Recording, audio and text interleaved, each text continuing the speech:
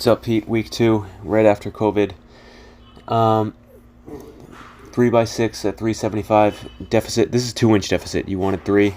These planks are 2 inches, and I didn't feel like putting something. Go find a piece of wood or something like that.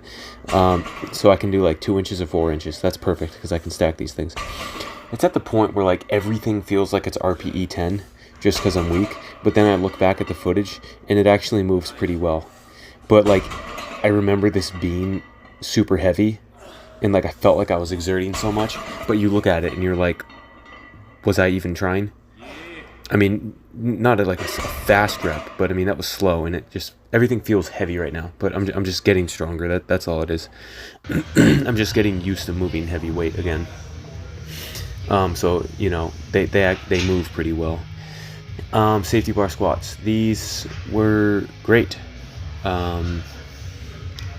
Let's see, 2x10 at 185. Pretty fast. Definitely got slow towards the end because I'm kind of banging out the reps like bodybuilding style. So definitely fatigued the muscle, and this is great. I love these once a week. I agree with you that these will definitely strengthen my entire, lower body / posterior. So probably a good movement to have.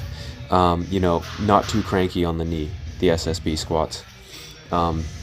Yeah, great way. No unilateral stuff. No Bulgarian stuff. I'll die.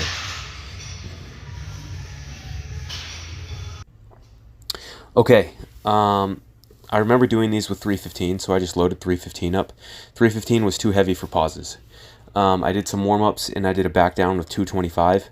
I could, pause that for like 2-second pauses for a set of 12. Started off the set doing like moderate pauses, but 315 was too heavy for. I like long pauses.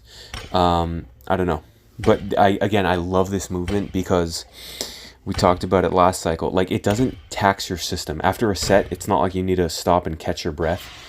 But it's like it gives you a really good glute and hamstring feel, and it's really easy to do because it doesn't really wind you, if that makes sense.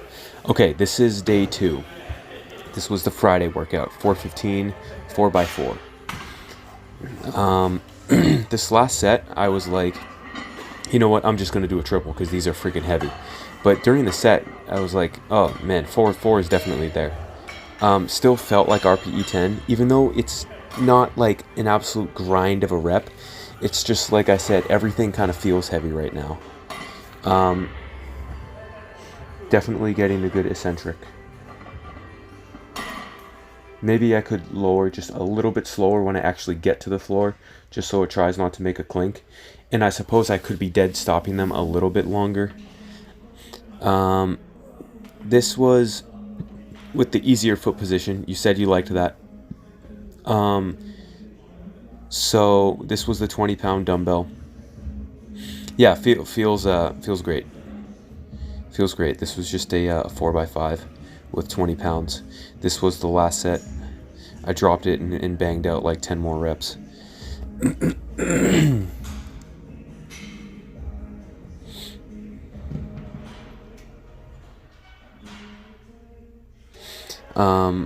I should note that all the plank work has been great.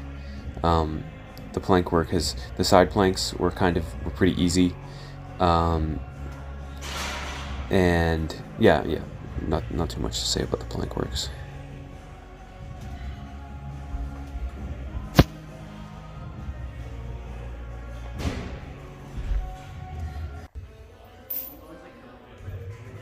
What the heck is this? Oh, this is pull-ups.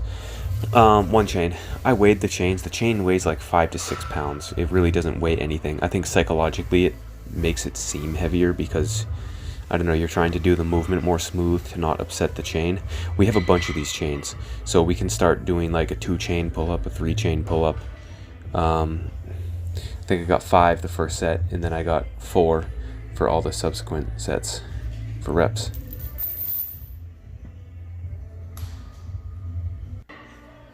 Hamstrings. Okay, so I have one band. You can see it on the bottom. You can put a band on either side, but for now I'm just using one band and 25-pound weight. Last cycle we ended up having like 100 pounds on this thing without any band resistance, but I kind of like the way that the band feels on these.